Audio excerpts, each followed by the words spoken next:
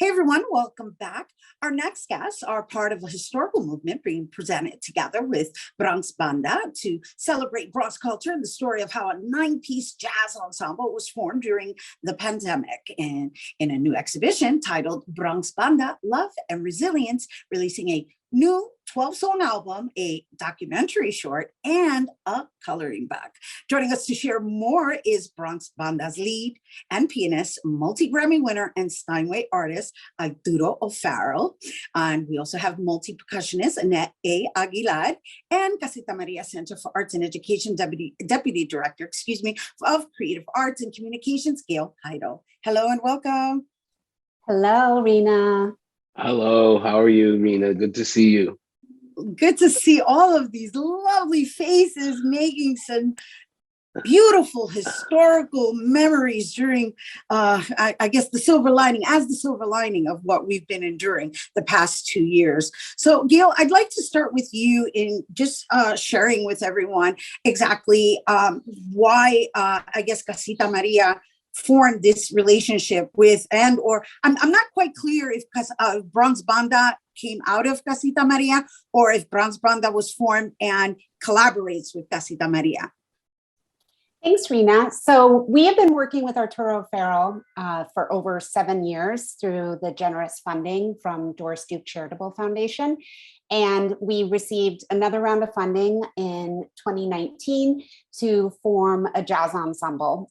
So we auditioned musicians that either had a footprint in the Bronx or live in the Bronx in February of 2020. Arturo selected 8 musicians to form this ensemble. And we had intended to host pop-up concerts in everyday locations, like boxing rings and grocery stores and bodegas. But then the pandemic hit. So the exhibition actually is a collection of all of the really creative solutions that we came up with of how to present art and create art during the pandemic when we had to be, all in our homes and in separate locations. So the exhibition is on view from January 31st through May 13th of this year. We'll have a closing celebration on May 12th from 5:30 to 8:30.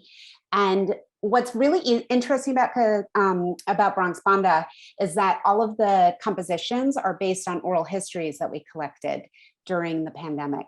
One of the oral histories that we collected was with Grand Wizard Theodore. So we invited him to DJ on May 12th. So you'll be able to hear an oral history of him, see photographs of him attending some of our events, and be able to experience him DJing live. That's so awesome, right? To be able to be in the space with an actual legend. Speaking of which, we have the great Arturo O'Farrill working with children. I mean, you are, for me, are one of the greatest geniuses right now within our community. And I mean that con todo mi orgullo. That, I mean, I've gone and visited you at the Joyce Theater. I just love that you're able to go and float and win your Grammys and come back and pass it forward to the next generation. And so, just as brief as possible, give us the history behind the way this whole thing formulated from your thoughts. Well, first of all, let me say I am surrounded by 3 sheroes, and it's thrilling to be in front of you 3. What a delight. This began originally as a way to bring jazz to the Bronx, and I usually interpret that kind of art talk in bringing people to jazz clubs and nightclubs. And I said, no. The people of the Bronx have sacred institutions, and we need to honor those sacred, along with laundromat. And so we started setting up bandstands in the Maestro boxing rings, along with laundromat. We would play, and we would play in bodegas, and it was incredible.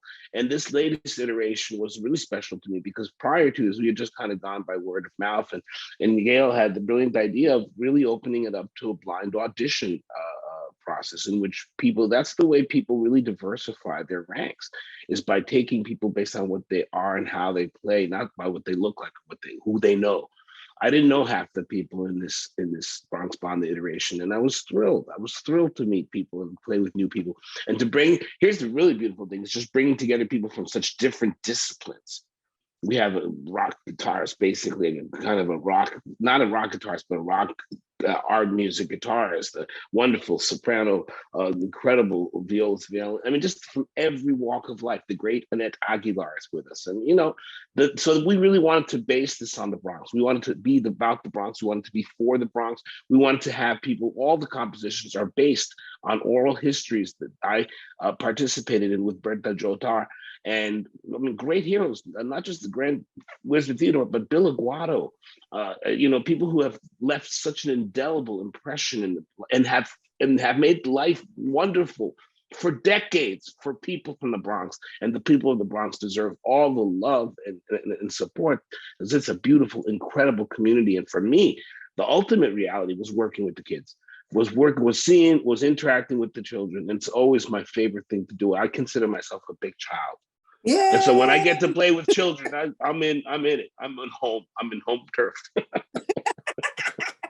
That's how we stay young. Oh my gosh. And then you mentioned Annette Aguilar. Oh my gosh. I mean, you are a woman that all the young girls can look up to. I mean, you're an esteemed percussionist that really, working alongside Arturo. And the thing about it is that the genre that you've chosen to excel in it's a predominantly male dominated instrument and or a sector in music, right? And so I just wonder, like, what that's been for you, just serving in that role of holding that position. Well, growing up in San Francisco, I mean, I've been in New York for a long time, but I grew up with 4 brothers, and then I have close half brothers, and it was never kind of like an issue with them, And my grandmother had 9 daughters, including my mother. So I don't know. It just was a steer thing, but with Arturo and I really, with Bronx Banda, it was a whole nother level. Especially working with Arturo. Arturo was like, and from my heart, I learned so much. He was very open, and a lot of us are not like full-time composers, and he like helped us create during a time right at the end of March 2020 in April. I started, and being teaching in the Bronx for 21 years on 151st Street. I was into a lot of hip hop. I was listening to it for my kids because that's what they listened to. I listened to hip hop, but I mean, I learned more Latin jazz, Afro-Cuban, salsa, and Brazilian music. But he kind of pinpointed, the assignments, and because it was funny because he assigned me to work with Baba to do Theodore Wizard, with Theodore was into JB, which I was into James Brown. And so it was one of the most learning, powerful things that there was just some kind of cloud happening. Yeah, I feel you. And you know what? We're receiving it. We're receiving it on the other end. Listening to it, watching you all play together. So I get it. Yeah, but it's different. I've been around for a minute here.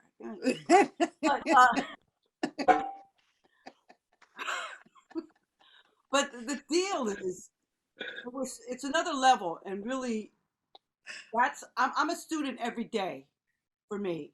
And I learned something that was another level, another spaceship, and Gail was driving the spaceship, and she's still driving that. Because you look at it, and you can see that there's a plateau that kept happening, whatever obstacles, I mean, right in the hit of the pan. I mean, it's like, and we're all going through things, and people were losing people in the school, and the kids, and remote, and the box, and then I'm still here with my keyboard and everything I did to create. I'm just wondering, Arturo, this is probably for you. How do you see the next generation inquiring further based on the music being created from their stories? Well, one of the main objectives of this project was to put aside the notion that you can be just a jazz musician or just a classical musician. We really want to break those walls. We don't believe in borders. We're heading towards a borderless future. And I hope that our young musicians coming up now also don't decide to demarcate themselves and live in metrics. The truth of the matter is that all of the music that we're talking about is really comes from Africa, and all of that music, all those rhythms, hip hop rhythms, and even the music that Juan Trujillo and Lenore brought has tinges of that freedom. And you know, it's funny because Juanma, I gotta say, Juanma was an incredible guiding force in this whole experience, with incredibly brilliant musician, but really open to the idea that you can do a little funk, a little disco, and then sound quasi-classical, future avant-garde, and that it's the same thread. Because if you put yourself on one end, you say I'm this or that, you don't see the continuum. And one of the most important things about me that relates aesthetically to this band is that the Bronx is a continuum. It spans a lot of different cultures. It spans a lot of different people. And if you just say I'm this or that, you're missing the beauty of it. And so for me, I hope the takeaway is that young musicians will go, oh my God, the vista is so large. I don't have to sit in one place. I can be many things.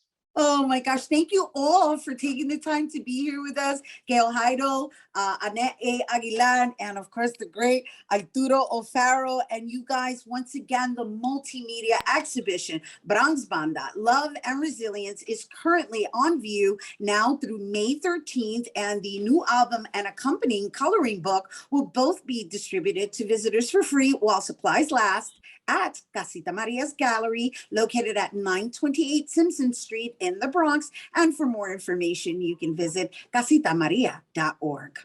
All right, stay tuned. Bobby C's Weekly Sports Roundup is coming up next.